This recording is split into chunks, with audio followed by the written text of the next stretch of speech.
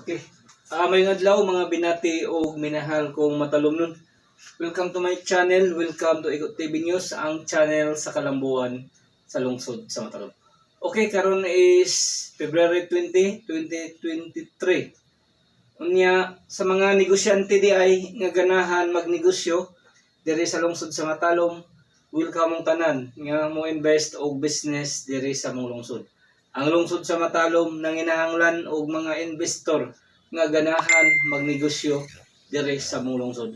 Ako mang hinaot nga daghang musanong, daghang muhimo og negosyo diri sa mong lungsod sa Matalom, Leyte, Philippines. Yung atong biwok, ato kayong suportahan kanunay alang sa kayuhan ug kalambuan sa lungsod sa Matalom. Nya ako mang hinaot nga inyo kong suportahan sa akong advokasya, ang pagpanindot sa Matalom Boardwalk, charot kadto, ug ang pagpadaghan sa mga negosyante diri sa lungsod sa Matalom.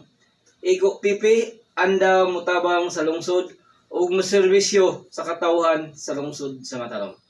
Iko pipi ang boses sa kalambuan sa atong lungsod.